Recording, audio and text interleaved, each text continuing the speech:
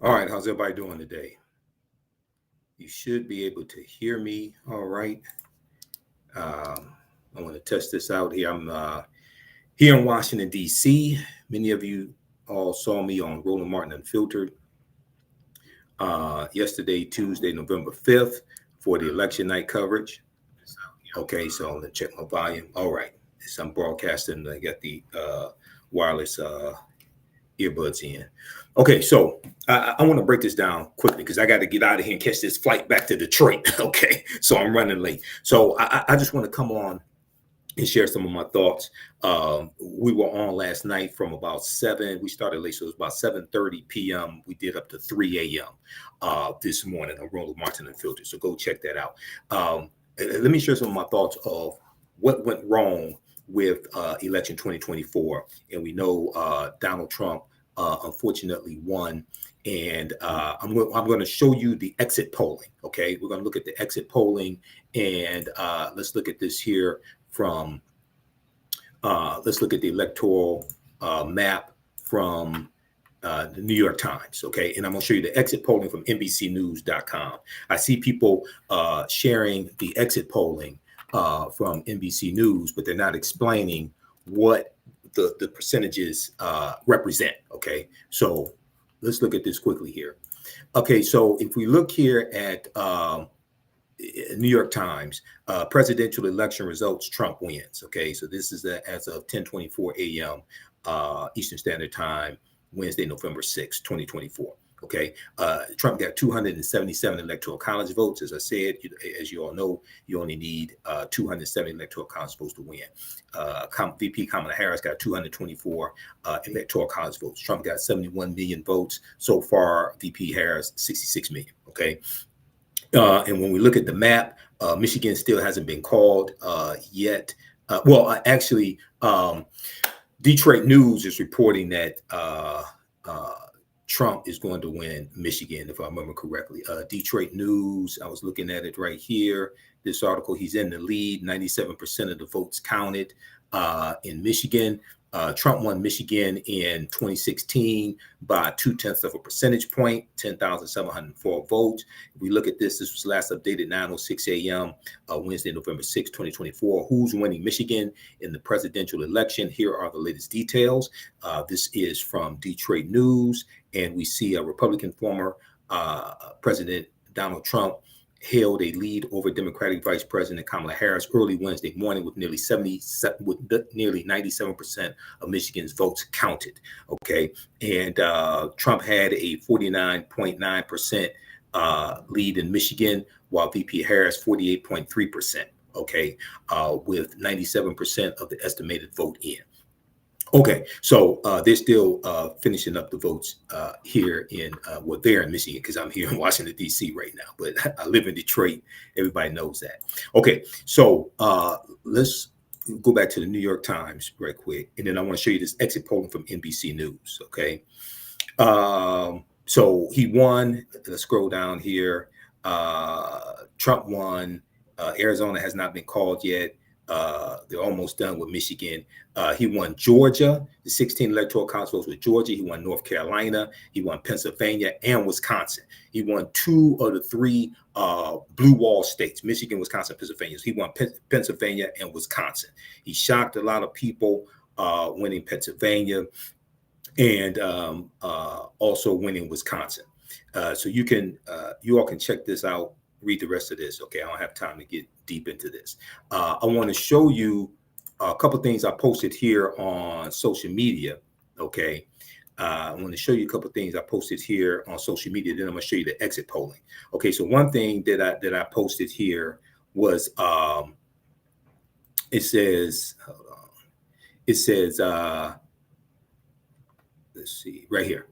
Even though I 100% supported VP Kamala Harris, I said many times it was a mistake. Okay, I said many times it was a mistake for Democrats, for Democratic donors to force out Joe Biden. Okay, I said it was a mistake for Democratic donors to force out Joe Biden. And let's switch over to this here. I'm going to switch over to my fan page, the African History Network here. and show you this post that I did. So this came from the debate between Joe Biden and Donald Trump. And as I said before, Joe Biden won the debate. Okay, Joe Biden won the debate. Yes, it was ugly, but when you look at the fact checking from CNN, Donald Trump told 3 times as many lies or false statements as Joe Biden. Okay, Joe Biden won that debate when you look at fact checking from 5 different sources: Washington Post, New York Times, NBC News, CNN, and there was one other one, Associated Press. Even though I 100% supported VP Harris, I said many times, okay, I said many times, and let me flip over. Okay, this is up. I said many times it was a mistake for Democratic donors to force out Biden. This is still America. You need an old white man to beat another old white man, period. Now, VP Kamala Harris was overqualified for the job. Donald Trump is underqualified, 34-time convicted felon, found liable of sexual assault, found liable for business fraud in the records and covering up the payment of $130,000 to Stormy Daniels, so it would not interfere with the 2016 election. Okay, but this is still America, and this is something that I've said before. I said this on Roland Martin Unfiltered. This is why I supported Biden. One of the reasons why I supported Biden in 2020. He was much better than Donald Trump. But you need an old white man to go beat an old white man. You're dealing with racism and you're dealing with misogyny in America. You're dealing with racism and you're dealing with misogyny. Okay, so I went on to say, this is still America. You need an old white man to beat another old white man. For those who wanted to talk about Joe Biden's cognitive decline, have you seen and heard Donald Trump? I mean, Donald Trump, just the last day of campaigning or the day before, Donald Trump was in Pennsylvania simulating fellatio on a microphone. And you want to talk about Joe Biden stammering or mangling words? Joe Biden has been stammering and mangling words since he was in his 30s, in his 40s, in his 50s, in his 60s. Joe Biden's always done that. So Donald Trump is held to a much lower standard than anybody else. And the headlines should read, the breaking headline should read, overqualified black woman loses to underqualified white man. Okay, that's what the headline should read. Okay, so check this out here from the New York Times. Now, let me get to this here, the exit polling. Okay, because I see people circulating the exit polling, and I had somebody send the exit polling to me also, a screenshot of the exit polling, but they didn't put the context of what this represents. So this comes from NBCnews.com, and if you go to the top for the election 2024 coverage, and you just click on exit polls right there. Click on exit polls. This is what it says here, and I'm gonna try to zoom in on this.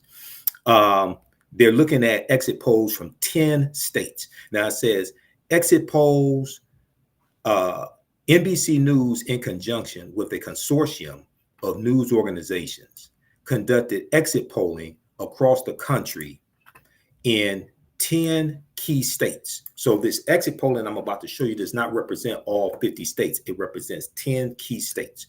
This is why when I posted it on my social media platforms, Facebook and on the African History Network and Michael Imhotep on Facebook, and I'll put this on my Instagram page, Michael Imhotep as well, I put this context and the link so you can look at this directly. The polling included speaking with voters at polling places and phone interviews. The exit polls are not results. The exit polls are not results, but instead a look at the thinking and motives of voters across the country. Exit polls help the public better understand the makeup and motivations of the electorate. Okay, so what they did was they looked at, they looked at 10 key states. So they broke it down by gender, and they're looking at Democrat, Republican. Gender for men, 44% of men voted for Democrats, 54% voted for Republicans. Women, 54% so far voted for Democrats, 44% voted for Republicans. Okay, we look at white people. 43% so far. 43% white people voted for Democrats. 55% voted for Republicans. Okay, and that makes sense because Republicans usually win the white vote. For African Americans, 86% of African Americans voted for Democrats. 12% for Republicans. For Latinos, 53% voted for Democrats, 45% for Republicans. Asians, 56% for Democrats, 38% for Republicans. Yes, Asians do vote. I know you got people running around lying to black people telling them Asians don't vote. That's a damn lie. They do vote. Okay, now this right here, I want to look at sex by race. Okay, this right here. Okay, white men, 30 so far, 39% voted for Democrats, 59% for Republican. Okay, white men. White women, so far, 47% of white women voted for Democrats, 52% of white women voted for Republicans. Vice President Kamala Harris will probably win with college-educated white women, but not with non-college educated white women. For African American men, and as the count comes in, because it was over 80% earlier here. This is just 10 states. Okay, this is just represents 10 states, but I just want to show you this because I see people circulating this around and they're not giving context. 78% of black men voted for Democrats, 20% for Republicans. Black women, 92% of black women voted for Democrats, 7% for Republicans. Latino men, 44% voted for Democrats, 54% for Republicans. Okay, so with Latinos, the Latino men, there was talk about misogyny. There was talk about them, and see, the other thing is you got to understand. I talked about this last night on Roland Martin Unfiltered, and I'm going to upload clips of that when I get back to Detroit. This is what people have to understand. Latinos are not one group of people. Okay, Latinos, Hispanics, they come from many different countries. They come from Cuba and Venezuela and Honduras and Panama. They come from. You have them coming from different countries. They come from Mexico. Okay, they're not all the same. People will group them together because their first language is Spanish. Okay, but they're not all the same. They come from different countries, have different histories, have variations in their cultures. Some of them come from countries that were socialist countries, communist countries, things like this. Okay, and a lot of them identify with being white, especially white Cubans. Okay, and you got to understand history of Cuba, because when Fidel Castro came to power in 1959 and overthrew Batista, he kicked out a lot of the white Cubans who were oppressing the Afro-Latino Cubans. Okay, well, a lot of those white Cubans went to Florida. They retreated to Florida and lived in Florida. So you have their future generations living in Florida. A lot of them identify with being white. The other thing is when you have Donald Trump talking about deporting undocumented immigrants, right? You have Latinos here who came here legally. They may be first generation, and those who are first generation born here, Latino, they are more Americanized than their parents, their grandparents who immigrated here. So a lot of them look at this differently. But for a lot of Latinos, when they talk about deporting undocumented immigrants, they don't see themselves in that. They don't see themselves accidentally getting mixed up into that. They look through the eyes of Eurocentricity of Europeans and say, oh, he's talking about those people over there. He ain't talking about us. Okay. So, and Republicans have been better at micro targeting Latinos than Democrats have. Now, I'm neither Democrat nor Republican. Y'all notice I've said this many times. I'm neither Democrat nor Republican, but I sure as hell ain't stupid. I can see who overwhelmingly keeps passing laws and blocking bills that are beneficial to African Americans. I'm neither Democrat nor Republican, but I'm definitely not stupid. Okay, so this is something that has to be understood when we talk about Latino voters. There really is no Latino voter.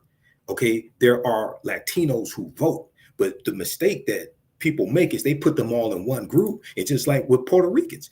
Donald Trump got a lot of Puerto Ricans to vote for him because because they're looking at these other immigrants. And see, the other thing is a lot of Latinos don't see themselves as one group of people either. That's the other thing.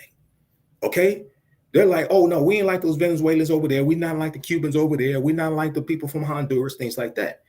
So a lot of Latinos don't see themselves as one cohesive group of people either. Okay. Latino women, 61% of Latino women voted for Democrats, 37% Republicans. All other races, 50% Democrat, 45% Republican. Okay, now so take a look at this here. This is the exit polls, okay, but it only represents 10 states. Okay, this is from NBCnews.com. I'm gonna post a link here. You can go read this. Look at the post that I did because I broke this down. I added context and the link because a lot of people are just circulating this around, but not adding context to what this means. Okay. All right. And let me say this. We're going to continue here. I got some more to show you. If you like this type of information, if you're learning anything here, you can support the African History Network. $, the AHN show through Cash App, $, the AHN show through Cash App, and through PayPal, paypal.me/the AHN show. Go to our website, AfricanHistoryNetwork.com, AfricanHistoryNetwork.com, and you can register for the online history classes I teach. We have a class, it's a 12-week online history course starting up Saturday, November 9th, 2024, 4 p.m. Eastern Standard Time. Ancient Kemet, one of the original names for Egypt, the Moors, and the Ma'afa, understanding the transatlantic slave trade, what they didn't teach you in school. Click right here to register here. Download our lesson plan for all the classes, all the class sessions. Click right there to download. It's free, okay, to download it. And register for that class. We do the sessions live. All the sessions are archived and recorded. You can go back and watch it anytime. And here's our QR code here for, when you scroll down, I got to move this up further on the page right there for Cash App. That's our QR code. This helps us keep doing the research, stay on the air, helps pay when I have to travel because I had to pay out of my pocket to come here to DC, okay? Nobody covered these expenses. That was me that had to pay this. Travel expenses, airfare, all of that. Okay. All right. And there's a link for PayPal as well. Okay. Let's continue here. Okay. Now I want to go to, I posted this also on Facebook, and I want to make some quick points of where Vice President Kamala Harris went wrong. This is not an attack on her at all. I 100% support her. But there were some mistakes that she made, and some people are not calling this out. We talked about it a little bit last night. I posted this also today. Racism and sexism are two of America's biggest evils. Okay, racism and sexism are two of America's biggest evils, and that's where we saw a lot of sexism here. She was called, all types of derogatory names, sexist names, a whore and things like this, especially at the Madison Square Garden, that Klan rally that they had Sunday before last. That would have been Sunday the 27th. October 27th, Madison Square Garden, that Klan rally that they had. So you're dealing with sexism as well. But people that voted for Donald Trump, they're in for a rude awakening. They're in for a rude awakening, and he's going to be even worse this time around. Okay. All right. So let's do this. Let me go through a few of these bullet points that I made. Then I got to get out of here and catch this flight, okay? Because it leaves in exactly an hour. All right, number one, the transgender ads that were airing across in different battleground states, especially in Michigan. Okay, we talked about this, and I found out this from Roland last night. I brought up the fact on the show last night that you had these transgender ads. So Republicans spent about $65 million on these transgender ads in battleground states. Okay. And what happened was they were airing clips from Vice President Kamala Harris from like 2019, 2020. And she was talking about for transgender community, if they're in prison, she was talking about them being able to get gender reassignment training, not training, operations. Okay, get all that. And one of the commercials actually had an excerpt from the Breakfast Club from probably a few years ago from the Breakfast Club. And it was Charlemagne the God. Now, we know Charlemagne the God has thrown his full support behind Vice President Kamala Harris after buying into a lot of misinformation about her. But we know he has thrown his support behind her. She went on the Breakfast Club a few days ago, and he asked about this, and he said, hey, they use myself and DJ Envy in the ads, anything we could do about it, what have you. What she explained, and I researched this as well, and she's correct. What she explained is that that law that she was citing was the law under the Trump administration. Okay, that was the law under the Trump administration, and this did not come out in any of the ads. Okay, that was the law in the Trump administration. So what Roland shared, and one of the things that I said was she did not have any ads because they were airing all over the TV here, all over the TV and on the radio. And they were these ads were targeting African-American radio. And Elon Musk was paying millions of dollars to pay for these ads. Okay, what Roland explained to me last night was that the Lincoln Project was going to produce an ad that explained the truth and refuted that nonsense that was being spread about the transgender operations for people in prison. And the ad got delayed. I don't think it ever came out because I never saw it. I'm not sure if it came out or not. And her campaign let the Lincoln Project do it as opposed to her campaign handling it themselves. You cannot allow misinformation like that to grow roots and to grow into a tree and just spread. You've got to come out with ads directly attacking that, exposing that as a lie, providing the sources so people can go research this, number one. So that was one mistake. Okay, number two, I already said it was a mistake for Democrats and Democratic donors, these white Democratic donors. It was a mistake for them to force Joe Biden out. Now, was there cognitive decline? Joe Biden is still sharp as a whip. And if you don't think so, Joe Biden at the NATO summit, Joe Biden held a press conference for almost 1 hour and took complicated foreign policy questions from the press and nailed it. Donald Trump has not, the whole time he's been running for 2 years, Donald Trump has not had a press conference on foreign policy. Okay. So Joe Biden was being held to a much higher standard than Donald Trump. And a lot of people were screaming about this. Even a lot of African Americans in the media, I was screaming about this as well. It's like, wait a second, hold on. Republicans were circling the wagon around Donald Trump. 34-time convicted felon, found liable to sexual assault, okay? Trying to overthrow the government. No prominent Republicans were saying Donald Trump needs to drop out of the race. Donald Trump is unfit to be president. Yeah, you have people that worked for him in the past, John Kelly and Mark Milley, you had generals, things like this. But I'm talking about Republicans who are in sitting office. They all circled the wagon around Donald Trump and said, that's our guy. But you had Democrats, some punk ass Democrats, especially a lot of white Democrats in elected office. Adam Schiff, you had others jumping on MSNBC saying Joe Biden needs to step out. You had George Clooney, who used to be with Tootie on The Facts of Life. You had white Democratic donors, and I'm neither Democrat nor Republican. We have to understand how to use one political party as a tool and use politicians as a tool to accomplish what it is that we want, and understand how to use Democrats as a tool against MAGA. We have to use them as a tool. I think African Americans should focus on taking over the Democratic Party, but that's another conversation. But you had them all ganging up on Joe Biden. I said this on Roland's show before July 21st is when Biden dropped out of the race. And I said this on a few weeks before that. I said, Democrats, stop tackling your own quarterbacks. Stop tackling your own quarterback. Stop blocking your own field goals. Who does that? I said, your candidate is much better than Trump.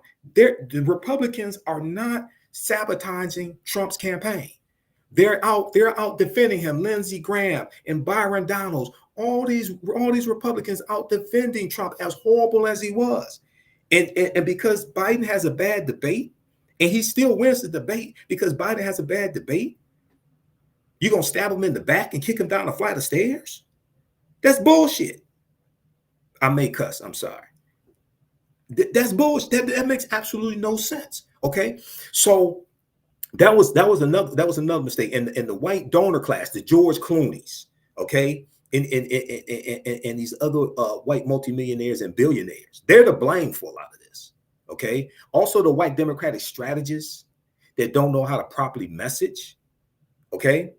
And I'm neither Democrat nor Republican, but somebody has to say it. A lot of these white Democratic strategists need to be fired.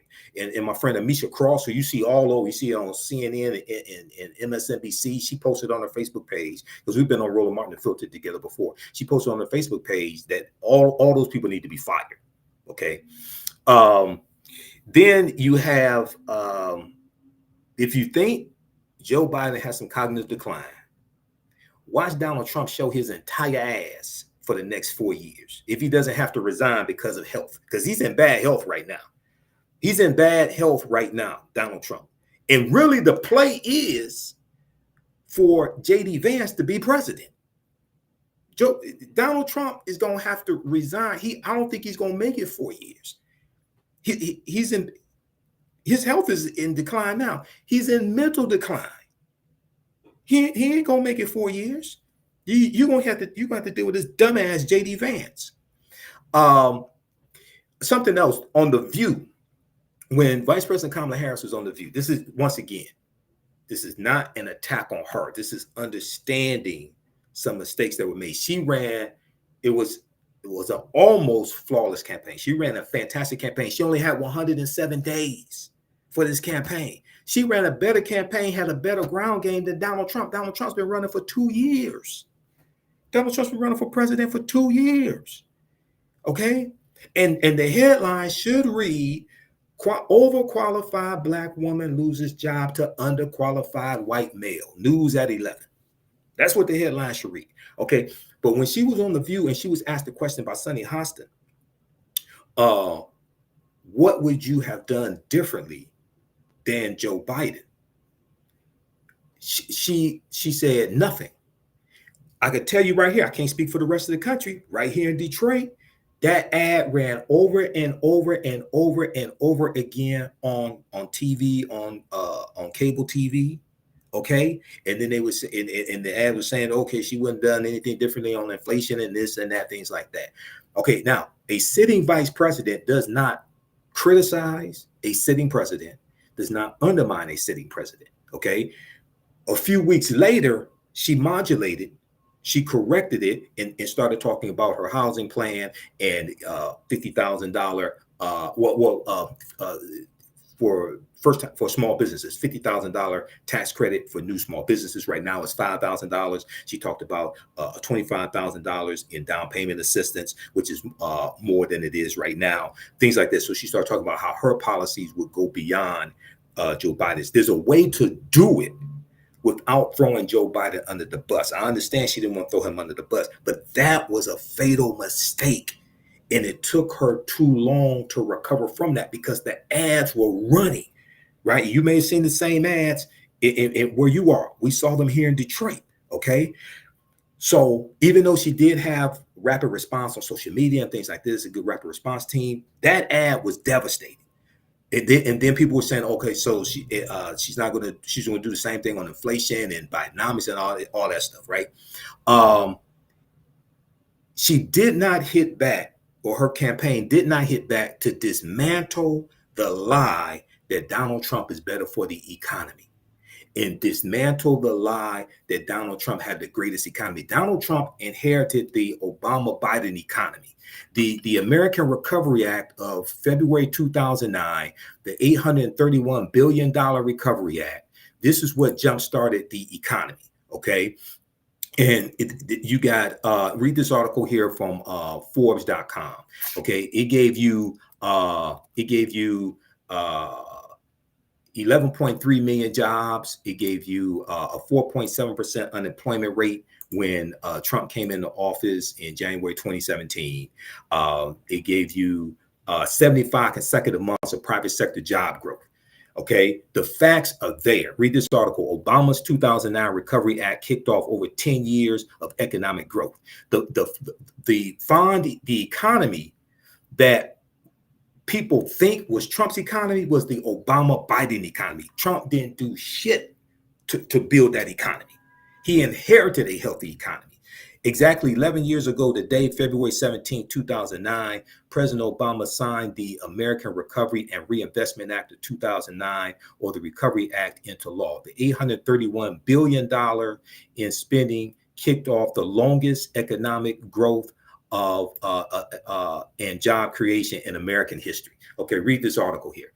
That's what did that. It wasn't Donald Trump. Okay, even though Obama came out in the last couple of weeks of the campaign, on the campaign trail, explaining that, there should have been ads long before that explaining that. There should have been ads breaking this down, dismantling Donald Trump's argument. Okay, and they really didn't have ads to articulate this. 4.7% unemployment rate, 11.3 million jobs created, 75 consecutive months of private sector job growth. You got to hammer that over and over and over again, like Donald Trump is lying, saying he had the greatest economy, he built the world's greatest economy, all that. No, you didn't. You inherited that.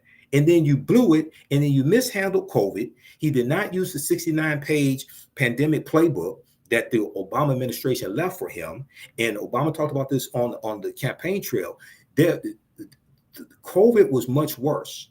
There were tens of thousands of people, if not hundreds of thousands of people, who did not have to die if, according to President Obama, and I remember when they talked about this playbook back when Trump came into office, okay? Because I talked about it on the African History Network show.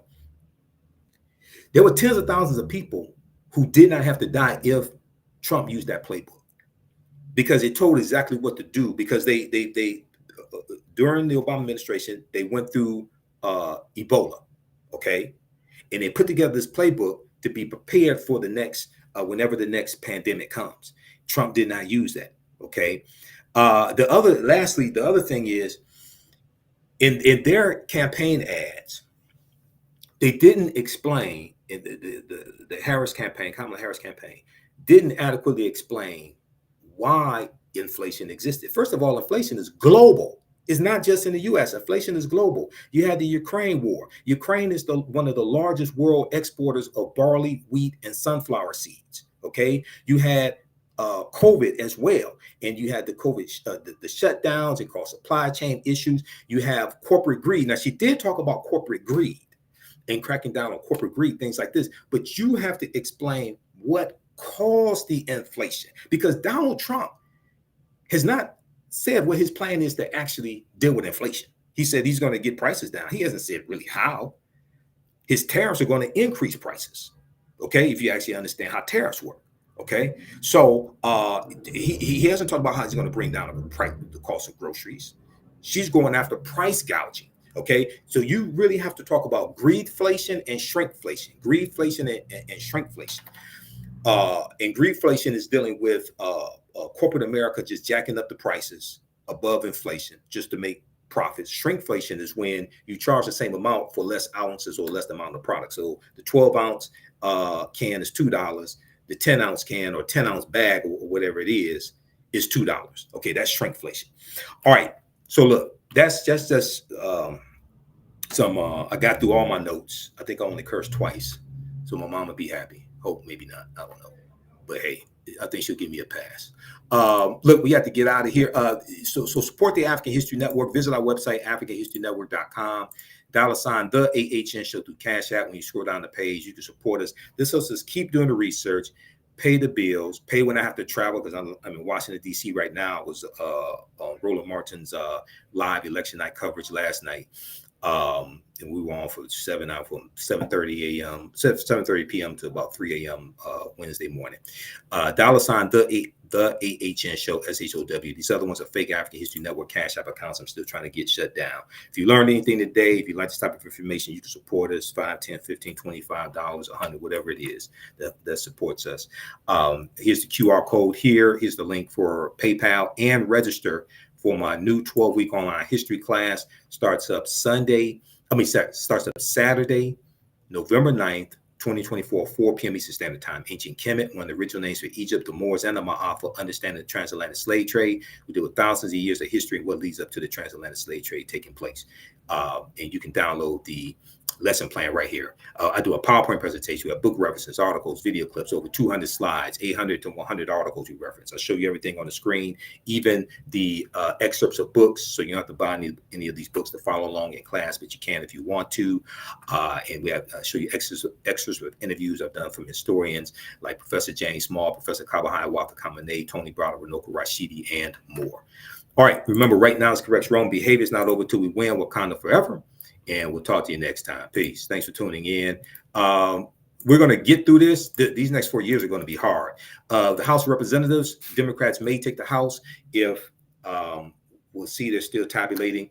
If they take the House, Hakeem Jeffries is going to be the Speaker of the House of Representatives, first African-American Speaker of the House of Representatives. That means Democrats will be able to block bills that harmful bills that Republicans are trying to get passed and signed into law, because they can block them in the House. But this is a devastating result. And a lot of these people that think Trump is going to be good for the economy, he's going to tank the economy. He's going to tank the economy, because he ain't build a good economy.